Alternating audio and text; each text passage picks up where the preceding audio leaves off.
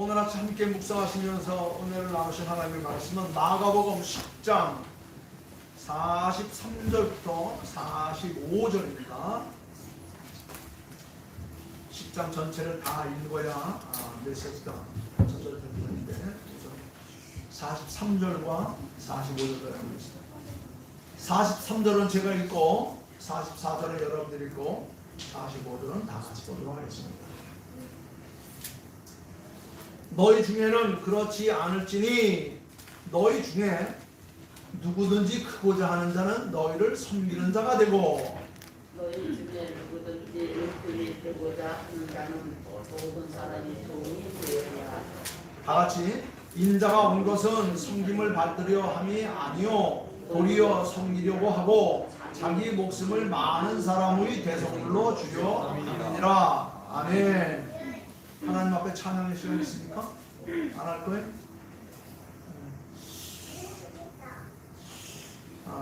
오늘 이 말씀을 따라서 우리 예수 믿는 사람들은 사회생활을 어떻게 할 것인가 하는 것을 성경 속에서 찾아보면서 오늘 말씀을 중심으로 한번 생각해 보자 합니다. 일찍이 누군가는 말하기를 인간은 사회적 동물이라. 사회적 동물. 이 말은 인간은 혼자 살지 못하고 이웃과 더불어 어떤 사회를 이루면서 한 생을 살아간다라는 의미로 인간은 사회적 동물이다 그랬습니다.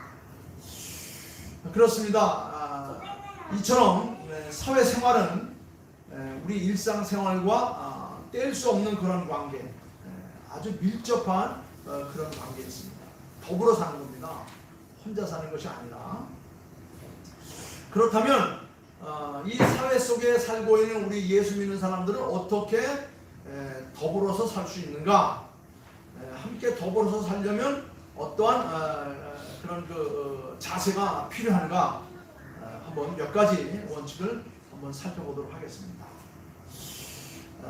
첫째는 더불어 사는 사회 속에서 각자가 해야 할 일이 있습니다. 각자가 해야 할 일에 대한 분명한 의식을 갖고 사는 것이 더불어 사는 사회의 일원으로서의 그런 그 의무다, 이렇게 생각할 수 있습니다. 누구나 다 자기 일이 있습니다. 아마 이러는 사람은 아무도 없을 거예요. 아직도 엄마 품에 안겨있는 우리 세연이도 노는 게 일일 거예요. 왜냐하면 잘 놀아야 건강하게 자랄 수 있어요.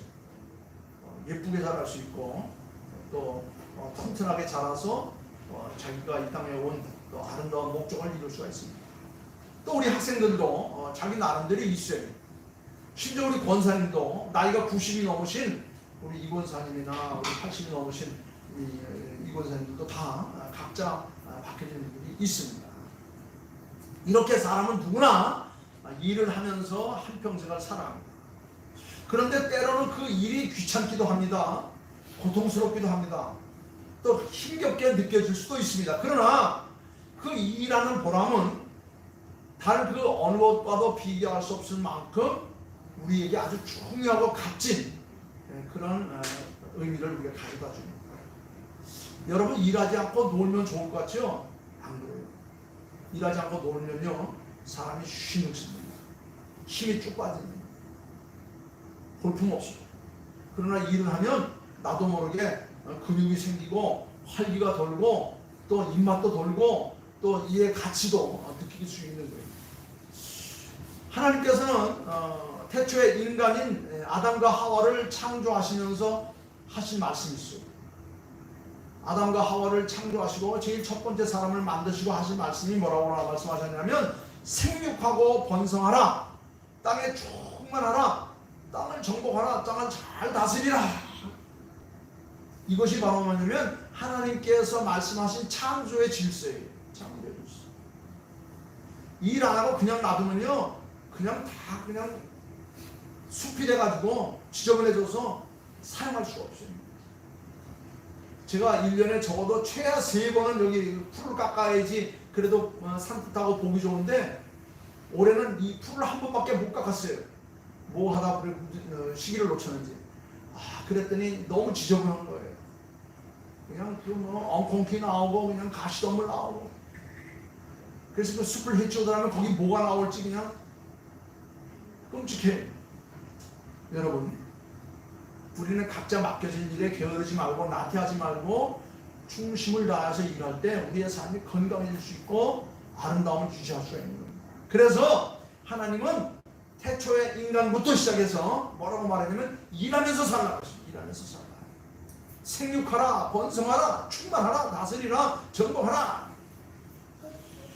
바로 이런 점이 인간과 짐승과의 차이점이에요. 인간과 짐승의 차이입니다. 여러분, 공중의 새들 보세요.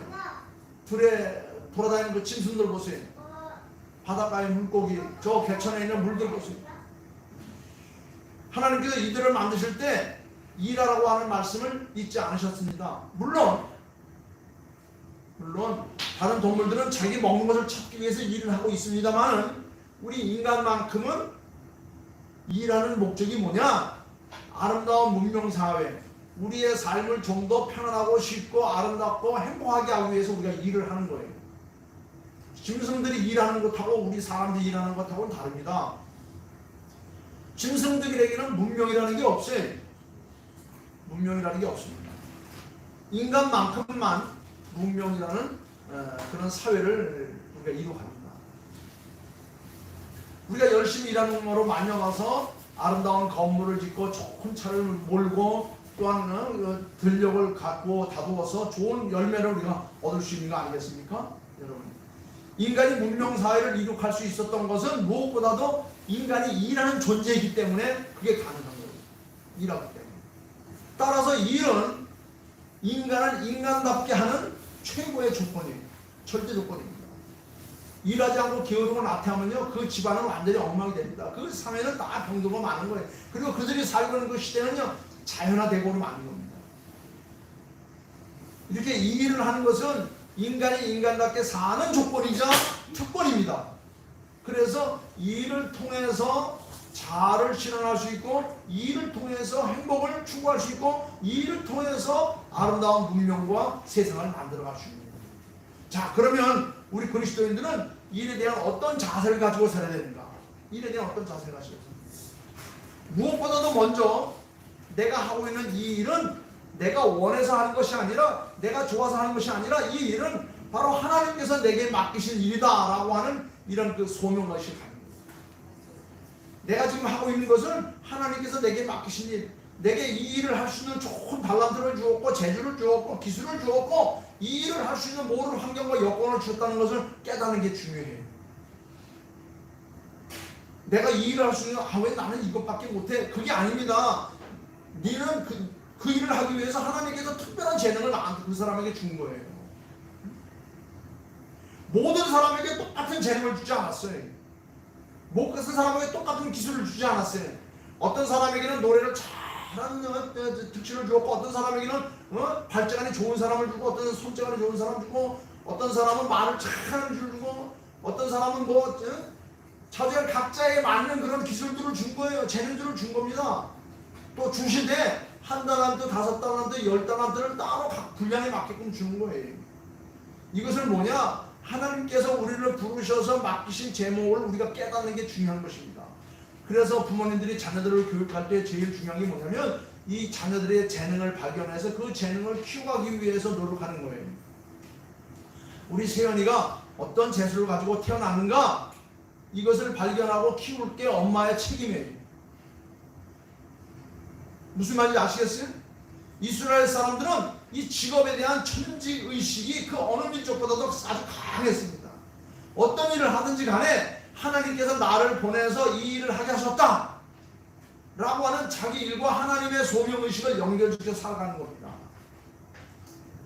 내가 사람들을 잘 돌보고 인도하고 그들을 좋은 사람으로 인도할 수 있는 그런 리더십을 가진 사람은 그것을 위해서 열심히 경험을 쌓는 거예요. 직접 경험을 쌓고 간접 경험을 쌓고 많은 사람들의 도움을 받으면서 그렇게 나가는 겁니다. 그래서 그는 나중에 훌륭한 정치인이 될 수 있어요. 또 좋은 재능을 가진 사람은 그것을 갈고 닦아서 사회에 귀하게 쓰임받을 수 있는 천직을 가질 수 있는 겁니다. 내가 하고 있는 일과 하나님께서 내게 부르신 그 귀한 일을 잘 연결시켜서 살 수 있는 사람이 그 사람이 성공하는 사람이에요. 그래서 유태인들은 자기 직업에 대한 자부심이 아주 강했습니다. 자기가 하고 있는 분야에서 최고 수준이 되기 위해서 노력했던 거예요. 그 사람들은 직업의 귀천을 따지지 않았습니다.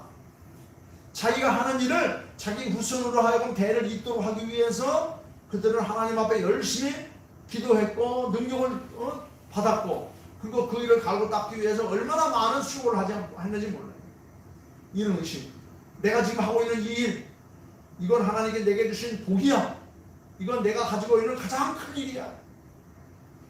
그리고 또 한 가지, 우리가 이 일을 하는 데 있는 것은 그 일 자체를 즐길 줄 아는 겁니다. 그 일을 통해서 행복을 느끼고 그 일을 통해서 즐거움을 찾고 그 일이 바로 나의 행복이 될 수 있어야 되는 거예요. 전도서 3장 22절 말씀 배우면 이렇게 했어요. 전도서를 기록한 솔로몬이 말하기를 내 소견에는 사람이 자기 일을 즐거워하는 것보다 더 나은 것이 없도다 그랬어요. 내가 지금 하고 있는 이 일을 즐길 수 있는 것보다 더 행복한 게 없다는 것이다. 이는 그의 분복이라고 했어요. 내가 이 일을 하는 거, 예를 들어서 집을 고친다든가 무슨 뭐 농사일을 한다든가 아니면 무슨 뭐 공부를 한다든가 수없는 일이 있지 않습니까? 얼마나 많은 일이 있어요. 그 많은 일들을 즐거워할 수 있고 그 일을 통해서 행복을 찾을 수 있고 그 일을 통해서 감사할 수 있다고 한다면 그건 바로 네가 받은 복이다. 사람은 여러 가지 즐길 거리를 많이 만들지만 가장 큰 즐거운 꼴은 뭐냐? 자기가 하고 있는 일을 취미로 하는 것, 자기가 하고 있는 일을 특기로 하고 있는 것, 그 이상 즐거움이 없다는 겁니다. 내가 하고 있는 일을 즐길 수 있다고 한다면 그게 가장 큰 행복이 된 거예요. 남을 위해서 봉사하는 거, 무슨 뭐 청소를 하는 것, 아니면 무슨 뭐 옷을 만드는 것, 놀이를 하는 것, 축구를 하는 것, 이런 것들, 그것이 참 즐겁고 행복하다. 그러면 그것보다 더 즐거운 일이 없는 거예요. 그게 바로 하나님께서 내가 이 땅에 사는 날 동안 누릴 수 있는 복이라는 겁니다. 최선의 오락이 뭔지 아십니까? 최선의 오락은 자기가 하는 일이에요. 자기가 하는 일. 자기가 하는 일만큼 행복하고 즐거운 일이 어디 있어요? 전 요새 화분 가꾸는 일이 아주 취미가 빠졌어요. 얼마나 재밌는지 몰라요. 신기해요. 얼마나 잘 자라는지 그냥. 온도만 맞고 물만 잘 주면요. 입이 다 떨어졌어요. 무화과나무를 심은데 이게 밖에서 조금 있더니 입이 다 떨어져서 죽은 줄 알았어요. 근데 다시 방에다 들어놓고 다시 흙을 뒤집고 물을 주고 해놨더니 신기하게 거기서 새싹이 또 올라오는 거예요. 얼마나 행복한지 모릅니다. 얼마나 즐거운지 모릅니다. 얼마나 감사가 있는지 모릅니다. 그렇습니다. 최고의 오락은 자기가 하는 일이에요. 자기가 하는 일을 즐거워하지 않은 사람에게는 그 이상의 오락이 없는 겁니다. 사실 우리가 어떤 일을 하는 데 있어서 일의 즐거운 일을 즐긴다고 하는 것은 결코 쉬운 것은 아니에요. 그렇죠? 우리가 손에 잡은 일 중에 어디에 마음에 맞는 일이 있을 수 있겠습니까? 그렇지 못한 일들이 많아요. 일을 하다 보면 힘들 때가 있습니다. 짜증날 때가 있습니다. 참 어려운 난관에 봉착할 때도 있어요. 그럴 때 얼마나 힘듭니까? 이제 일을 집어치울까? 여러분, 때로는 억지로 마지 못해서 하는 일도 있을 거예요. 그러나 성경에 보면 이런 말씀, 억지로 할 수밖에 없는 그런 일일지라도 그 일들을 즐기라고 했어요. 여러분들이 하고 있는 일을 즐기십니까? 즐겨야 된다는 거예요. 그게 바로 내 삶 속에 양락이 될 수 있고 나의 분복이 될 수 있다는 겁니다. 예수님께서 말씀하셨어요. 누가 너더러 오리를 가자고 하거든, 즉 억지로 오리를 가라 하거든 심리까지도 가져오라. 이 말은 뭡니까? 때로는 억지로 오리를 가야 할 경우가 있습니다. 그럴 때 억지로 하지 말고 심리까지 즐거운 마음으로 앞장서서 감사하면서 가라. 이건 뭐냐? 마음의 여유를 가지라는 거예요. 여러분, 억지로 하는 것 아무 즐거움도 없습니다. 그러나 이왕 할 거야 억지로 하지 마시고 감사하는 마음으로 하세요. 하나님께서 내게 맡긴 일들이 많이 있을 겁니다. 난 힘이 겨운데요, 어려운데요, 그렇게 생각하지 마시고 하나님 하겠습니다. 제가 하지요. 감사한 마음으로 기쁨을 하면요, 그 일을 하고도 남을 수 있는 능력들이 내게 생겨요. 그런 기회가 하나님께 주어지는 거예요. 해보지도 않고 안 된다고 억지로 한다고 투덜대고 그러면 될 것도 아니고.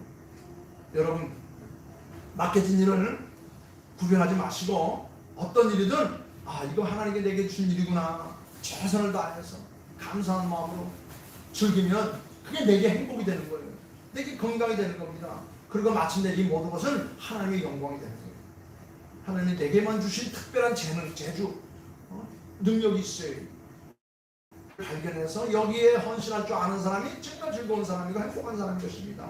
두 번째는 우리가 모든 일을 할 때에는 공의로워야 돼요. 의로워야 되는 겁니다.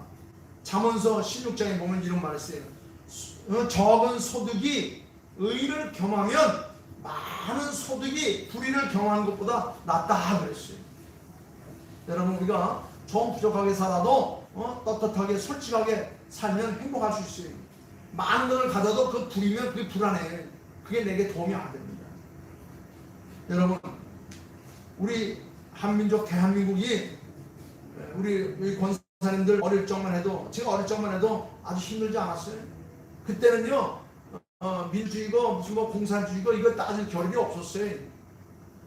일단은 잘 먹고 잘 입고 잘 사는 것, 이게 소원이었습니다.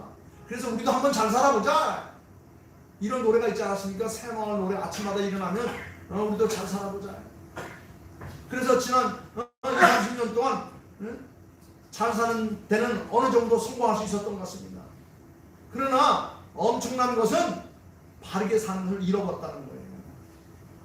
잘 사는 길을 위해서 우리가 열심히 일을 했는데, 그런데 바르게 사는 걸 잃어버렸습니다. 수단과 방법을 가리지 않고 나도 우리는 우선 잘 살아보자. 그래서 그냥 우선 높이 세우고 높이 길을 놨고 하다 보니까 그냥 다리가 무너지고 백화점이 꺼지고 배가 가라앉고 얼마나 많은 참사들이 있었습니까? 그래서 도시에는 빌딩들이 들어서고 거리에는 자동차가 홍수처럼 다녔습니다.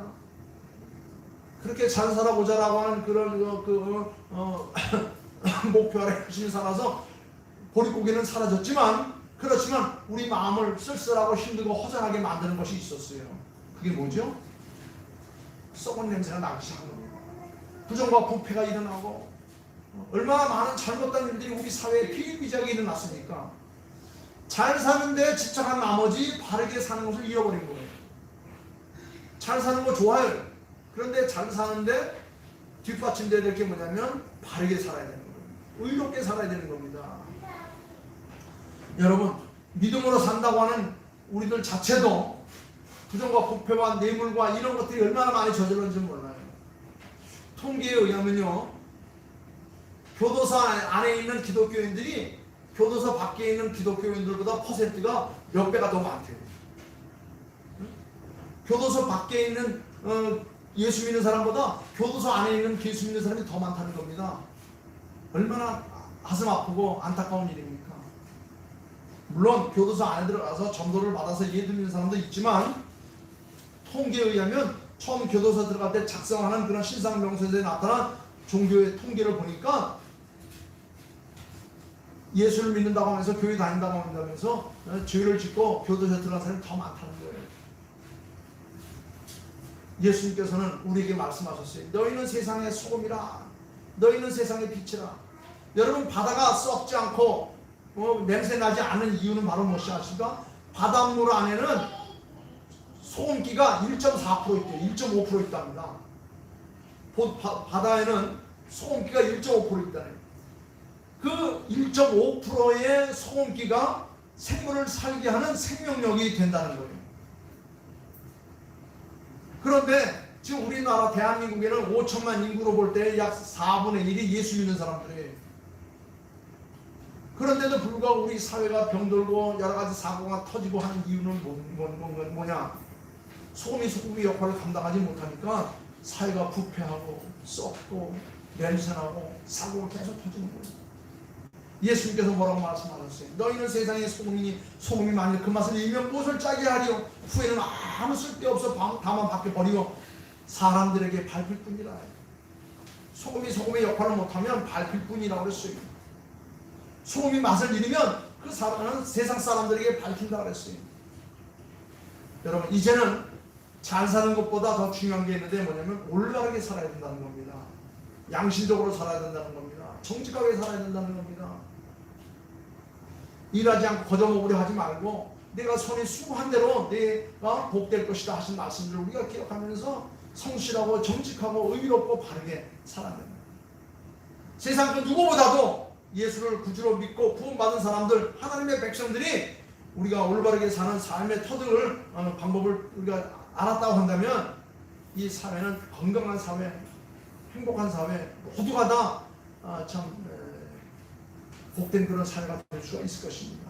자, 오늘 마지막 세 번째는 뭐냐면 오늘 우리가 함께 읽은 이 본문 말씀에 나타나 있어요.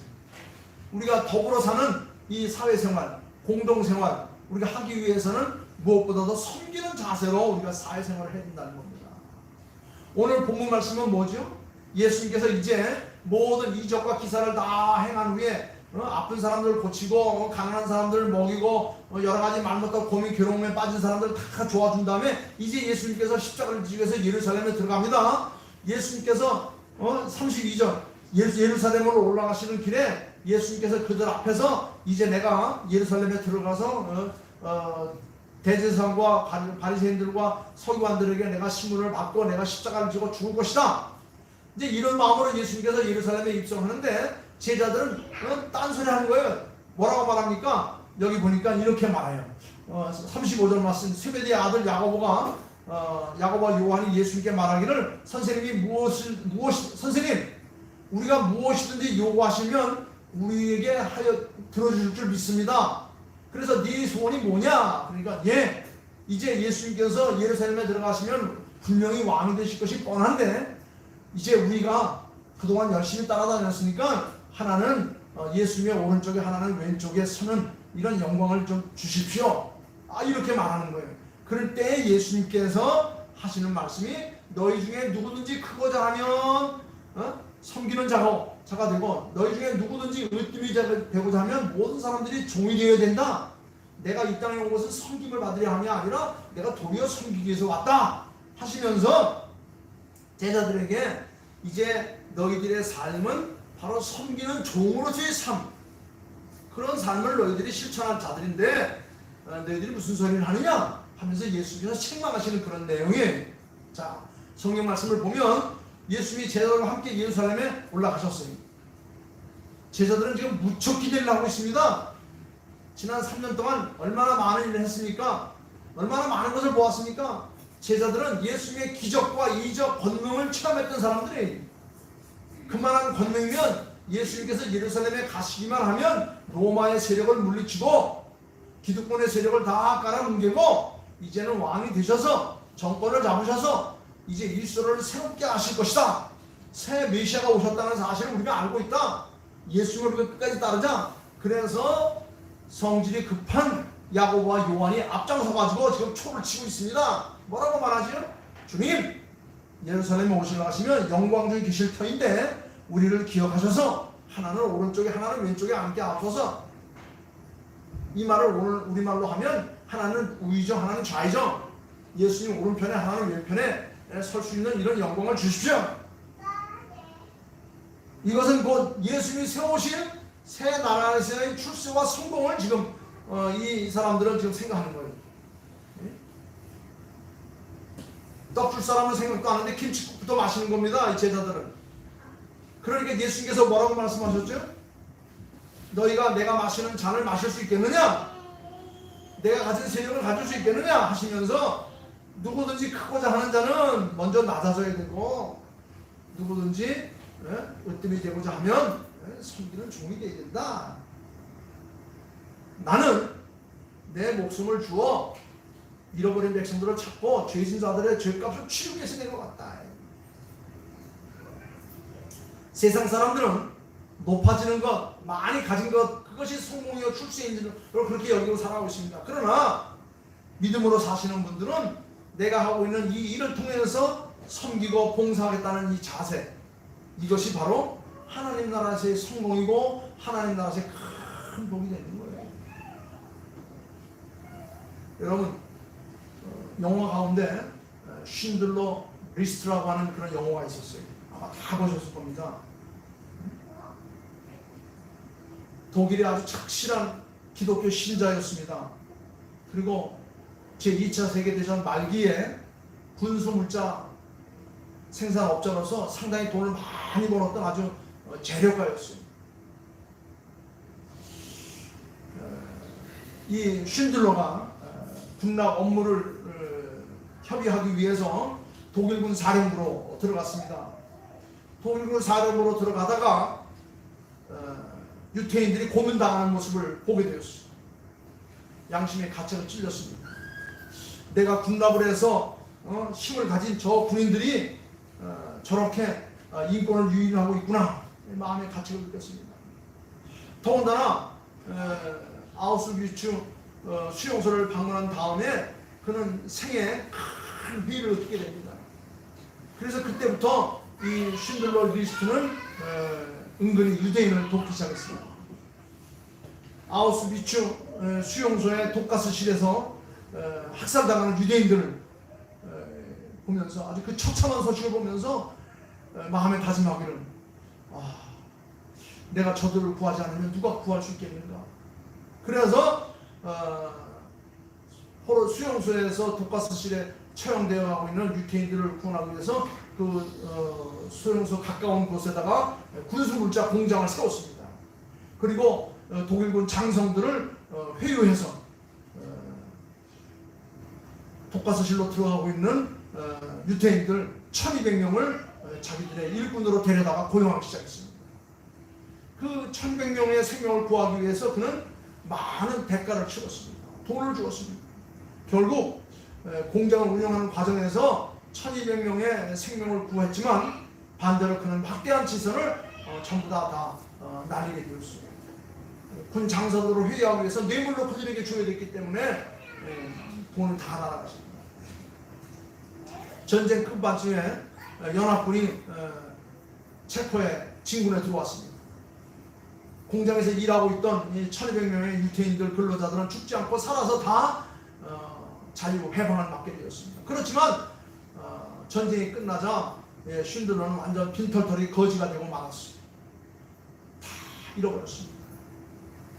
마지막에 살아나온 유태인들 가운데 한 사람이 간증을 했습니다.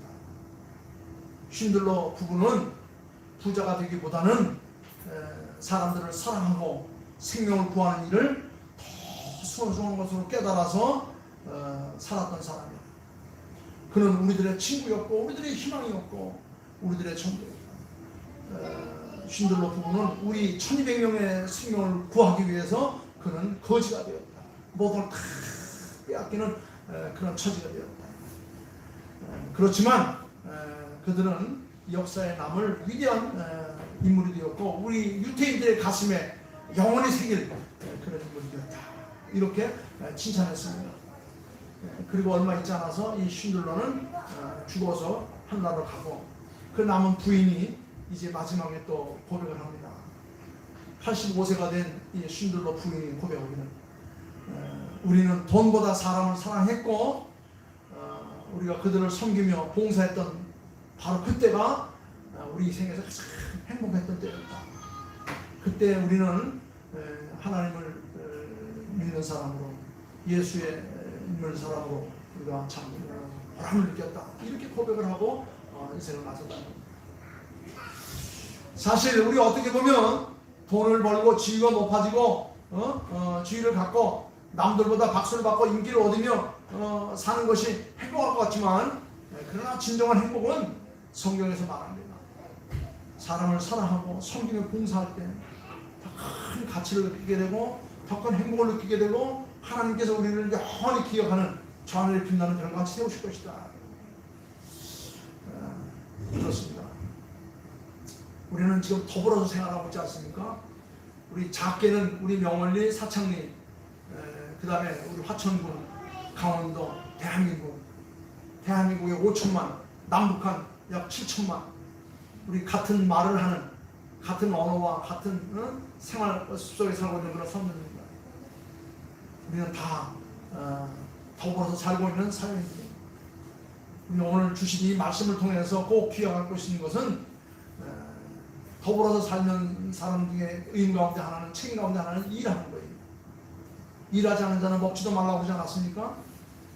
어떤 일을 하든 우리에게 맡겨진 일, 하나님께 내게 주신 일로 알고 감사히 열심으로 사는 이런 소명과 mission, 그리고 그 일을 통해서 즐거움을 찾고 행복을 찾고 아름다운 유익을 얻을 수 있는 이런 일. 그리고 두 번째는 어떤 일을 하든지 간에 그 일을 올바른 일로 공의를 가지고 따라야 합니다. 마지막은 우리가 이 모든 일들, 내게 건강을 주시고 물질을 주시고 내게 높은 학력을 주시고 내게 외랄 수 있는 모든 것은 바로 하나님께서 섬기라고 주신 이 귀한 직분으로 내가 알고 살아갈 때 우리는 이 사회에 가장 요긴하게 쓰임받는 자들로 한평생을 살아가게 될 것입니다. 오늘 주님께서 말씀하셨습니다. 내가 온 것은 섬기는 자들이 함이 아니라 도리어 섬기려 하고 내 목숨을 내어놓은 많은 사람들을 구원하기 위한 것이다. 마지막에 말씀드린 신들러 리스트, 그가 참 높은 학력과 재능과 참 인간적인 그 대인관계를 통해서 얻은 이 부를 가지고 자기가 할 수 있는 일이 무엇인가. 비참하고 처참하게 죽어가는 저 유태인들을 내게 맡기신 하나님, 그들을 위해서 내가 아낌없이 써야 되겠다.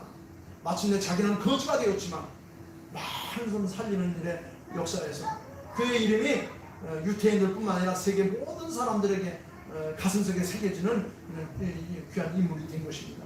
우리는 잠깐 살다 갈 거예요. 얼마나 세월이 빠른지 몰라요. 얼마나 정말 빨리 지나가는지 모릅니다. 제가 94년 4월 14일 우리 명성교회 왔는데, 그리고 95년 2월 5일날 군부대 들어갔는데 어느덧 세월이 30년 세월이 지나가서 오늘 결국 군부대 군사역을 이제 마감하는 그런 시간이 되었습니다. 나는 할 말이 아무것도 없어요. 아무것도 할 말이 없습니다. 하나님의 은혜였습니다. 하나님께서 건강 주시고 하나님께서 기회 주시고 하나님께 일할 수 있는 그 터전을 주셔서 내가 여기까지 살아온 것이지, 내가 잘나고 똑똑하게 산 것이 하나도 없다고 고백할 수밖에 없습니다. 은퇴식이 오늘인데 사실 안 하려고 그랬어요. 전혀 안 하려고 그랬습니다. 근데 우리 여단 목사님이 안 된다고, 지난 봄부터 하셔야 된다고. 야, 나는 이미 다 총회로부터 다 대접도 받았고 연합회로부터도 공업회도 받고 다, 이게 뭘 또 하느냐, 하셔야 된다. 저는 한 사람도 초청하지 않았습니다. 그리고 저는 내 순서 이름도 넣지 말라고 그랬어요. 하나님의 은혜임을 깨달을 때 그것으로 족하는 것이지 뭘 또 내가 바랄 수 있겠느냐, 그렇습니다. 오늘 이 말씀을 준비하면서 우리가 더불어 사는 이 사회에서 우리가 할 수 있는 게 뭐냐, 내게 맡긴 일, 하나님의 소명이었고 천직이었고, 그리고 내가 이 일을 올바르고 정직하게 내가 했는가, 그리고 내가 이게 섬김의 자세를 했는가 하는 그런 마음의 자세로 이 말씀을 여러분과 함께 나누게 되었습니다. 주신 말씀 감사하며 여러분들에게 오늘 주신 이 귀한 말씀이 크신 복이 되기를 주님의 이름으로 축원합니다. 기도하겠습니다. 아버지 하나님, 감사와 찬양과 영광을 드립니다. 우리는 이 땅에 와서 잠시 잠깐 가지만은 하나님께서 더불어 살 수 있는 모든 기회를 주셨습니다. 내 주변에 많은 사람들, 가장 사랑하는 아내와 자녀들과 또한 우리 귀한 명성의 식구들, 또한 일할 수 있는 터전, 그리고 이 일을 감당할 수 있는 은혜와 지혜를 주신 것을 감사합니다. 이 모든 일이 하나님 섬기라고 주신 일인데 무엇을 자랑할 수 있고 무엇을 내놓을 수 있겠사옵니까? 감사할 것뿐입니다. 아버지 하나님, 영광을 받아 주시옵소서. 오늘 주신 말씀을 통하여 우리와 더불어서 사는 이 사회에 귀하게 쓰임받는 자들로만 되게 하여 주시옵소서. 감사하오며 거룩하신 예수님의 이름으로 기도하옵나이다.